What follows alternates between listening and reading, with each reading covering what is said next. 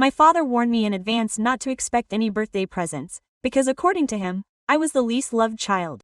But I turned the tables with my own surprise. His face was priceless. I was about to turn 18 and honestly, I wasn't expecting anything out of this world. My brother got a car for his 18th birthday.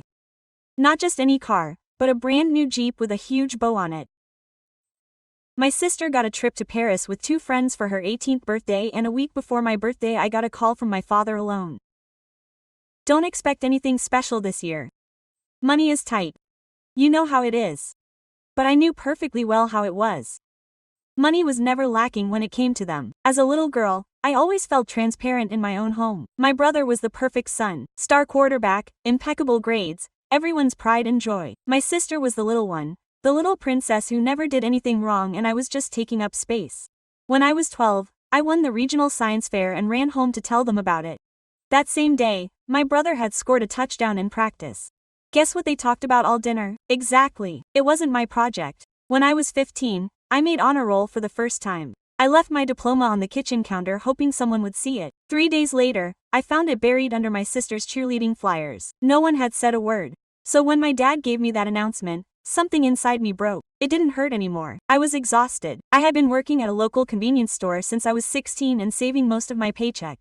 I told my parents it was for college, which wasn't entirely a lie, but I had a much bigger plan. 6 months before my 18th birthday, I applied to MIT. I didn't tell anyone, not my guidance counselor, not my friends, and certainly not my family. I wrote essays at dawn, sent grades, exam papers, and recommendations in total secrecy. 3 months before my birthday, the letter arrived. Full scholarship, everything paid for. They wanted me. I read that acceptance over and over again, my hands shaking, and then I hid it. I wanted to wait for the right moment. The morning of my birthday, I went downstairs around 9. My mother made pancakes, but my sister's favorite was chocolate chip. Mine had always been blueberry. I guess she forgot. My father read the newspaper, my brother texted, probably to his girlfriend, and my sister took selfies with the plate before taking a bite. "Good morning," I said as I sat down. "Oh, happy birthday, honey," my mother replied without taking her eyes off the pan. No one else looked up. Mom asked if anyone wanted coffee. My sister raised her hand and poured it right away. My cup was still empty. "Mom, can you pour mine too?" "Oh, excuse me." She filled my cup without looking at me. We ate in silence. Well, they ate. I just stirred my pancakes half-heartedly. Suddenly I said, "A few months ago I received something important." Total silence. "A letter." My brother looked up for the first time. Quote, "What letter?" I took the envelope out of my backpack. I had brought it especially for that moment. I left it on the table. From the meeting. My father's fork hung in the air. "Massachusetts Institute of Technology?" My mother asked weakly. "One of the best universities on the planet," I clarified. My sister put down her phone. "You applied there 6 months ago." Secretly, I nodded and opened the envelope. No one dared to touch the letter. They just stared at it as if it was going to explode. Accepted. Full scholarship, 4 years. Tuition, housing, food, books, all paid for. There was a silence so thick you could hear the clock ticking on the wall. "Impossible," my father finally said. "No one in this family has ever been in a place like this." "Well, I have," I replied calmly. "I start in 2 weeks." 2 weeks, my mother squeaked. "And when were you planning on telling us?" "Today, on my birthday." Seemed like the perfect gift for myself. My brother grabbed the letter, read it quickly, and his face went from disbelief to something darker. "This has to be fake. LMIT doesn't accept just anyone." "You're right," I replied evenly. "That's why they accepted me. Perfect GPA, 99th percentile on the SAT. 3 excellent recommendations and essays that apparently touched their hearts." "But you said you were saving for community college," my father insisted. "And it is for college, just not community college." My sister found her voice. "And what about me? You were supposed to help me with my tuition." "I never said anything like that. You assumed it was. But we're family." "Exactly. And when my brother turned 18, he got a $30,000 Jeep. When you turned 18, you guys went to Paris for $5,000. All I asked for was for my favorite pancakes to be remembered, and you didn't even get that." My mom got up. "That's not fair. We're in a tight spot this year. The new car you bought 2 months ago is at the door, Dad." As you were telling me not to expect anything, my dad folded the newspaper tightly. "Don't talk to me like that." "What tone?" "The tone of someone who's tired of being invisible. The tone of someone who's been working and saving for 2 years while you guys spent thousands on the others." "You worked because you wanted to," my brother said. "No one forced you, right?" "I worked because I knew no one here would lift a finger for me. And now I'm going to a life I built myself. Without any help from any of you." I got up. I had finished my last breakfast in that house for a long time. "You can't just leave like that," my mother said through tears. "You're barely 18. I'm legally an adult and my decision is made. Papers signed, Dorm room assigned, schedule set. And how are you going to get to Massachusetts? My father asked. I bought the ticket 3 weeks ago. It leaves on August 15th. My sister crossed her arms. This is ridiculous. You're going to fail. The exam is too much for someone like you. Someone like you had heard those words all my life.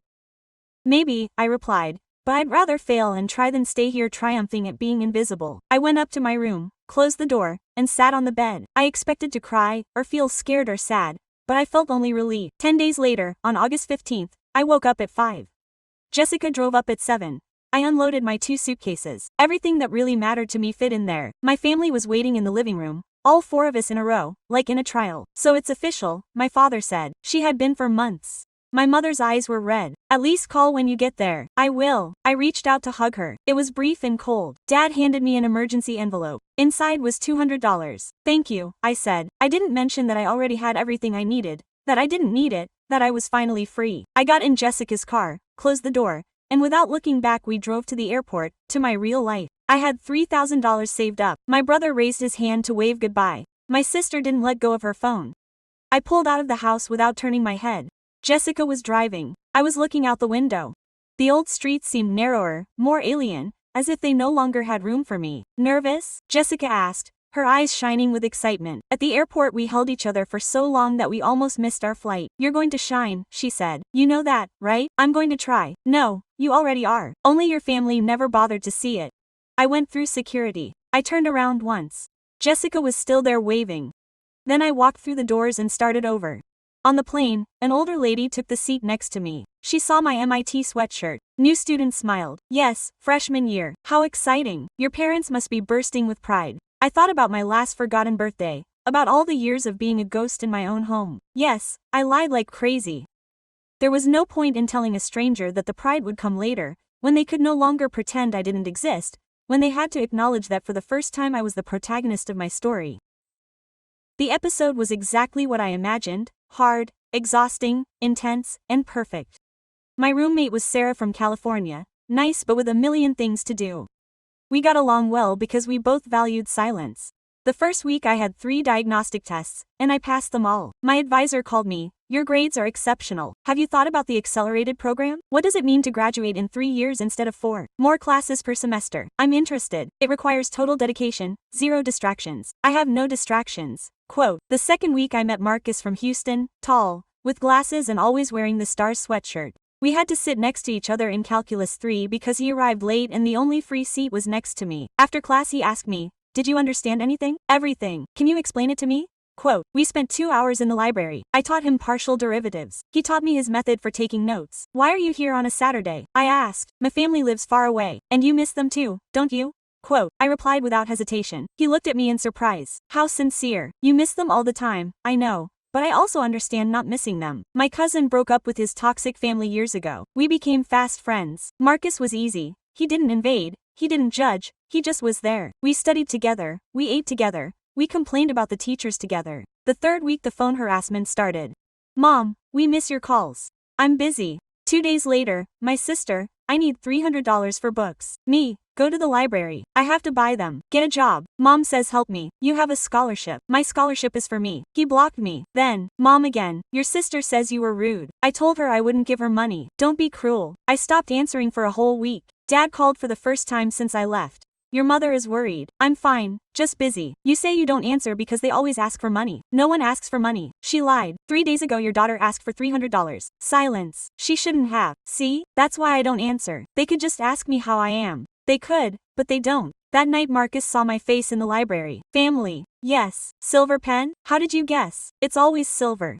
My cousin says that's how you know they really miss you when your absence hurts their wallet. Your cousin is a wise man. He'd like you. In October, Marcus invited me to spend Thanksgiving with his family in Houston. I can't. It's expensive. I'll pay for the ticket. Belated birthday present. No need. Come. My mom cooks amazing and you shouldn't spend the holidays alone. I plan on making progress on projects. Make progress at my house. We have a big table. I went. Marcus's family was loud, warm, huge. His mother hugged me like she'd known me my whole life. Marcus talks about you all the time. He says you're the brightest in the class. He's exaggerating. He's not exaggerating. She chimed in with a wink. There were 12 people at the table talking at once. Marcus's dad asked, is your family big? Small? 5. Are they coming to visit you? Quote, they haven't said anything. Do you miss them? Quote, the table fell silent as we waited. Sometimes I missed the idea I had of them. I said, not them, really. Marcus's mom took my hand. Sometimes the family you choose is so much stronger than the one you were given.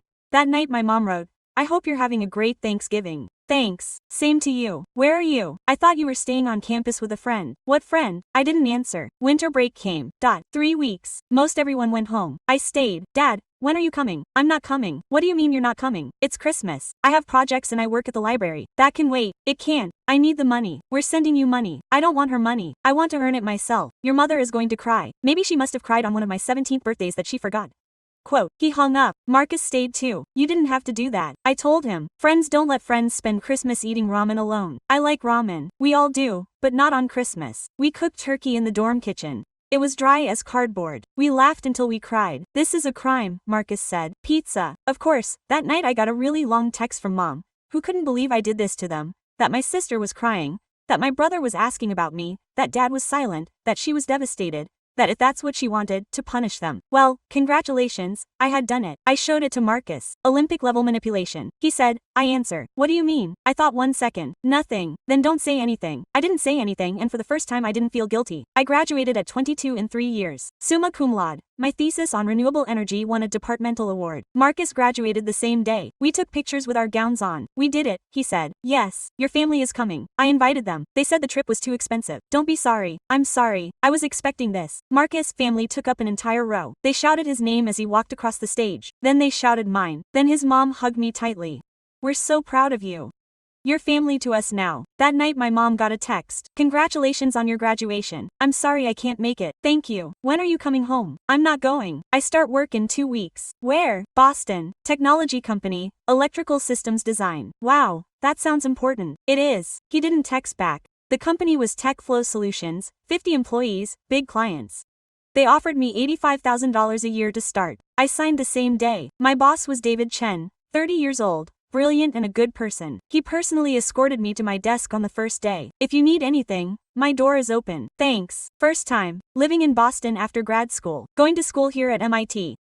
Hence the resume from another planet. Family in the area. They're in California. Do you miss them? No, honestly, I said. He raised an eyebrow but didn't press the issue. Working was different than studying. More order, less chaos. I loved it. David and I teamed up on 3 projects the first month. He was patient, clear in his explanations. You're a natural, he told me one day. The client was impressed with your proposal. I just did what they asked. You did more. You saw problems they didn't even suspect. That's not luck, it's talent. By the 3rd month, David invited me to lunch with the team. Everyone was talking about their families. What about you? Sarah, another one, asked me. Engineer. I have a family, I replied, but I don't talk to them much. Why? Complicated relationship. David quickly changed the subject. Then, privately, he asked me, are you okay? Yeah, I just prefer not to talk about it. I understand. But if you ever want to, I'm here. Thank you. 4 months into it, the phone rang. It was Dad. Your brother lost his job. What happened? He got fired. He was always late. Oh, he's in debt.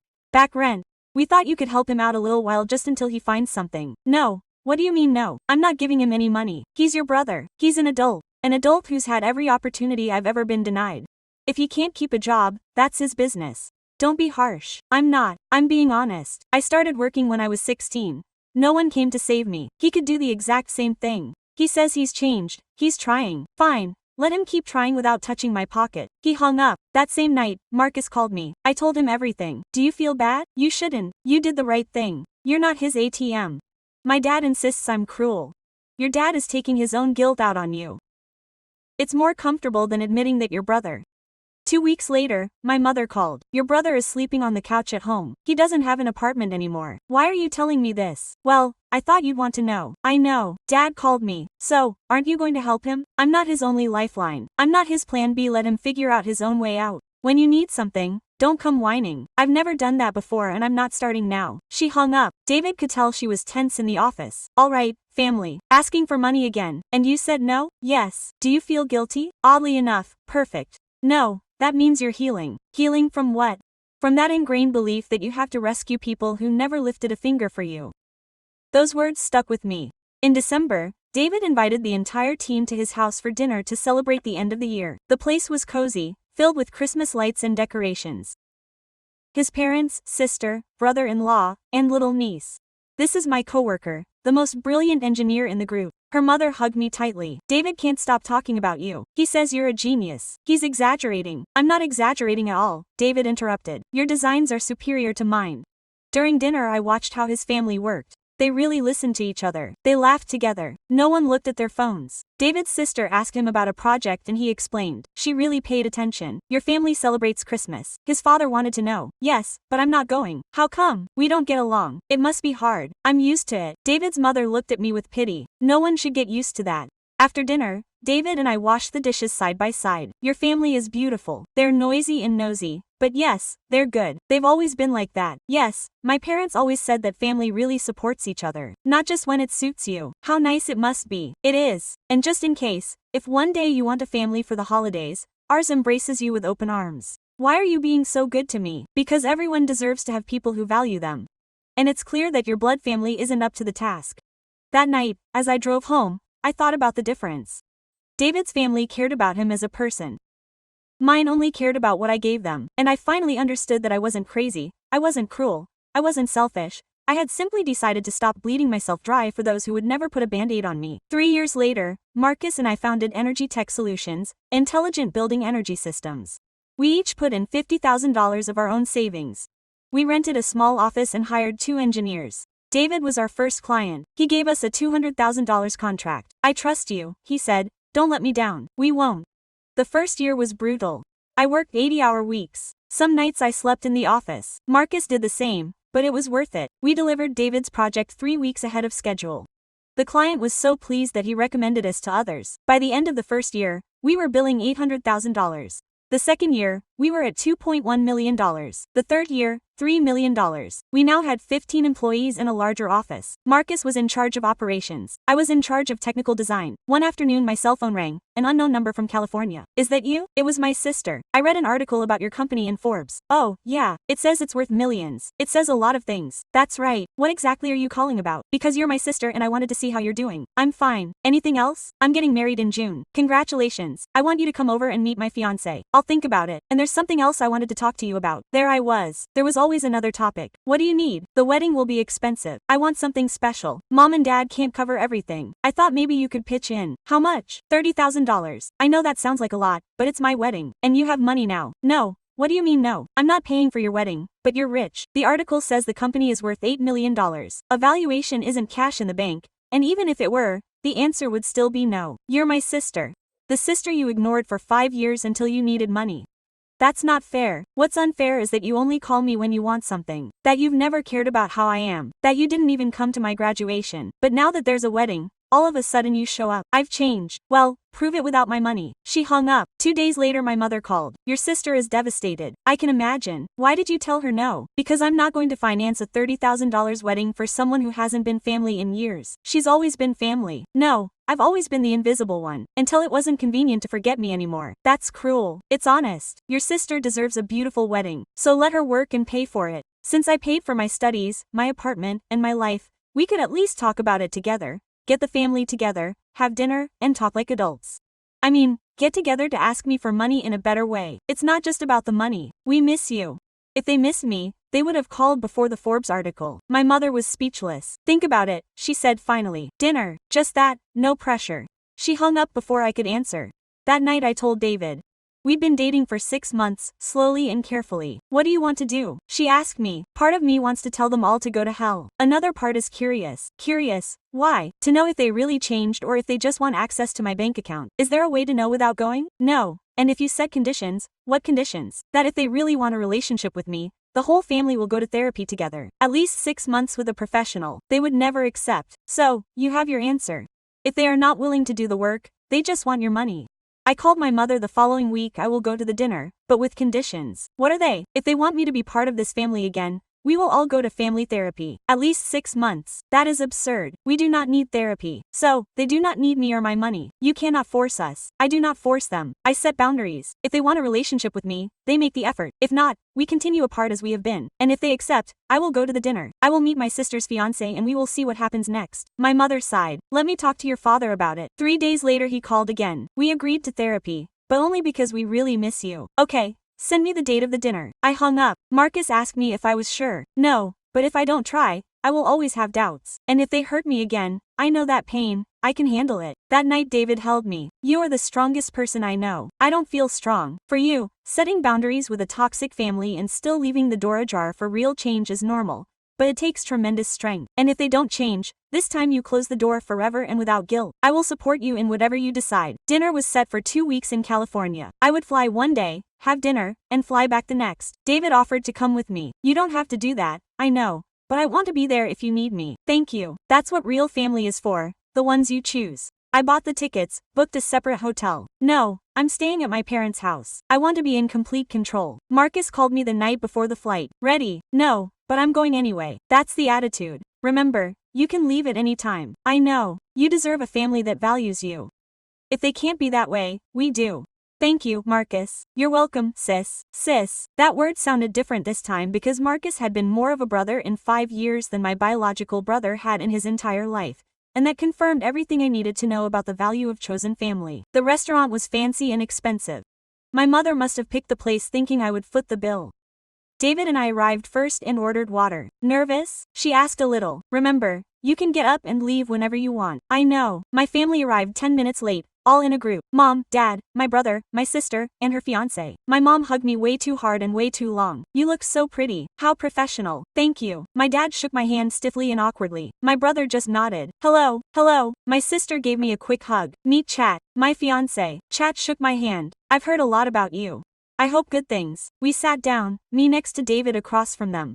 The waiter took our drink orders. My brother ordered beer, Mom ordered wine, Dad ordered whiskey, and then my mother started. Tell us how the company is doing. Good, growing. The article said it's worth millions. That's an assessment. It doesn't mean I have millions in cash. But are you doing well? No. Yes, I'm doing well. Awkward silence. What about you? I asked my brother. Have you found a job yet? Yes, in construction. It's not what I dreamed of, but it pays the bills. I'm glad. Yes. I learned that no one looked me in the eye. There was resentment in their gaze, but also, surprisingly, a glimmer of understanding. My sister spoke up. Chad and I got engaged 6 months ago. The wedding will be in June. Congratulations, I replied curtly. The subject of the wedding came up right away. David squeezed my hand under the table. I understand you said no to helping us with the money, she continued. And I respect that, but I at least hope you'll come. If they're going to family therapy, I'll all go together, I replied. Mom set her glass down hard. Do you really think that's necessary? For me, it is. I don't see why we have to pay a stranger to talk about things we clearly don't know how to handle on our own. I spent 18 years being invisible in this house. If you want me back, you need to show that you're willing to truly change. Dad spoke for the first time. We made mistakes. We own up to it. What exactly is it? I asked. He was speechless. Exactly. I said, you can't even name them. That's why we need therapy. My brother leaned forward. We ignored you. We made you feel like you weren't worth as much. We celebrated my triumphs and hers, but yours went unnoticed. Everyone looked at him in surprise. It's the truth, he continued. I lost my job because I never learned that actions have consequences. Mom and Dad always got me out of trouble, while you were never given anything, and yet you still managed it all on your own. Mom's eyes were full of tears.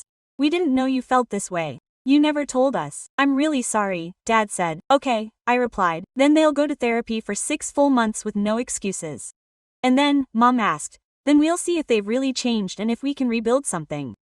If not, at least we'll try. And the wedding money, my sister insisted. Are you going to help us? No, but I'll pay for all the therapy. That's my investment in this family. Chat spoke for the first time. It seems more than fair to me. My sister looked at him annoyed, but didn't reply. The dishes arrived. We ate almost in silence. Dad tried to break the ice. And this is your boyfriend? Yes, David. We work together. He's an electrical engineer like me. I'm sure they talk a lot about work. We talk about everything. Work, family, life, the usual stuff between couples. Mom asked, is it serious? David answered directly, very serious. I intend to marry her if she wants to. There was total silence. Was that a proposal? My sister asked. No, officer, but yes, that's my intention, he said. I turned to David. Really? It wasn't the plan to just blurt it out like that, but yes, I want to spend the rest of my life with you. Me too. My family watched us uncomfortably. Wow, this is really unexpected, Mom said. Me too, I admitted. As I was leaving the restaurant, Dad stopped me. One question. Why are you paying for therapy and not the wedding? Because therapy is an investment in relationships. The wedding is just for the day. I invest in what lasts. You're smarter than all of us. No, I just learned to survive on my own. I'm sorry I made you feel lonely. Thank you. It wasn't a complete apology,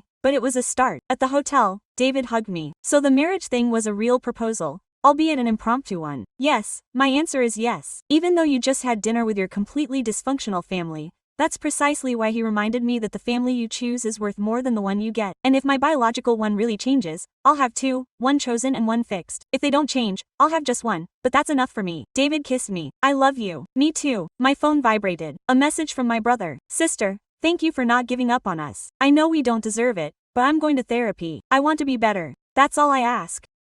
Do you think we can ever be a real family? I mean, if we work on it, yes, let's work on it. It wasn't much, but it was something. And sometimes, something is enough to start. 3 years later, David and I got married in Boston. An intimate ceremony, 50 people. Only those who truly mattered to us. Marcus was the best man, Sarah, my coworker, the maid of honor, my biological family. The 4 of them came and sat in the 3rd row, not the 1st. That was reserved for David's family and Marcus. During the ceremony, I searched for their faces. Mom was crying. Dad seemed uncomfortable in his suit. My brother was attentive. My sister kept taking pictures. They had completed 6 months of therapy. Then they continued another 6 on their own. Mom would call me once a week, no longer just to make requests, but to actually talk. Dad would send short but constant messages, asking how I was doing. My brother had a steady job as a construction supervisor and made good money. He would call to tell me about his projects. My sister had gotten married the year before in a simple $8,000 wedding, paid for by her and chat. I was just a guest, and it was fine. Nothing was perfect. Mom still crossed boundaries. Sometimes Dad would make comments that hurt. My sister still had selfish moments, but they tried, and that was more than I had in 18 years. At the reception, Dad asked to speak. I want to say something. Everyone was silent. I was a terrible father for a long time. I ignored my daughter, made her feel invisible, and when she finally made it big, all I wanted was her money. Mom squeezed his hand. She didn't make it easy on us. She made us work, go to therapy, face our mistakes. Because of that, I can stand here today and feel genuinely proud, not of her money, but of who she is. She raised her glass to my daughter, who taught us that love without respect is not love and who gave us the chance to learn it.